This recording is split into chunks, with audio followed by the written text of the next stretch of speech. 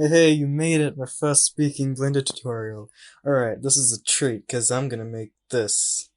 Yeah, you probably saw a thumbnail and looked at that really cool one, huh? But that's really hard to make. I'll just make this one instead, because it's super easy. It's like 3 seconds. You just want to delete the default monkey, choose any mesh, but I'm gonna choose a monkey, because friggin' look at it. Sexy monkey.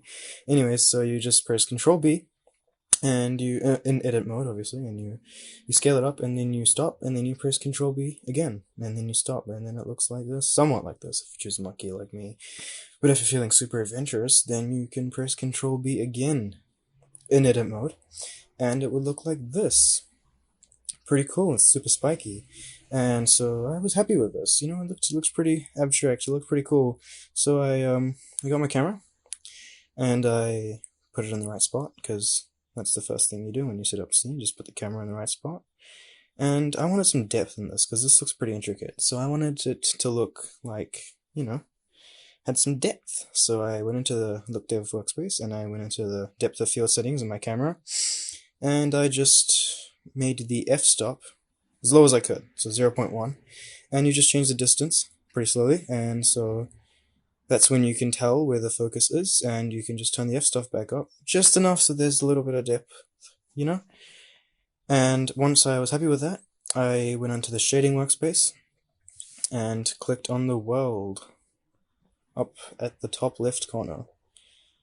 That allows me to edit my world nodes. So I just added in an environment texture and choose an HDR. And I have 3 HDRs saved, so I just picked one real quick.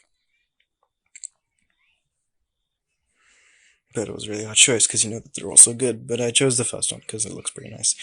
So I just saved that, and next I changed my strength to 0.7 because I don't want it too hard.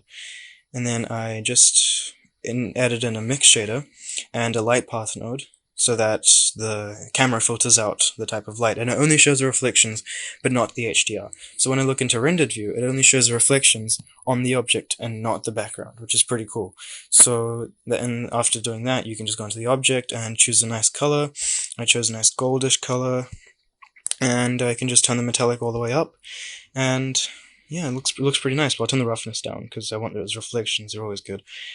Once I did that, I can refine the color choice, because, the HDR is a little bit color changey to reflection things.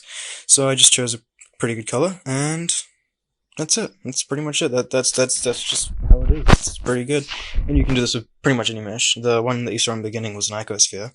And this is what you come up with. Yeah, so that's pretty cool. If you like this, and you probably like this too. This is this, and I made this too. And what do you look at that? I made this animation too. It looks pretty cool, huh?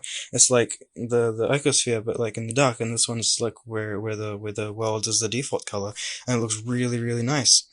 And if you want any of these, it's on my Patreon, because I'm that guy, So if you want all that, and the source files and everything, and the unedited video of this very video, then you can just hop onto my Patreon and get all of that.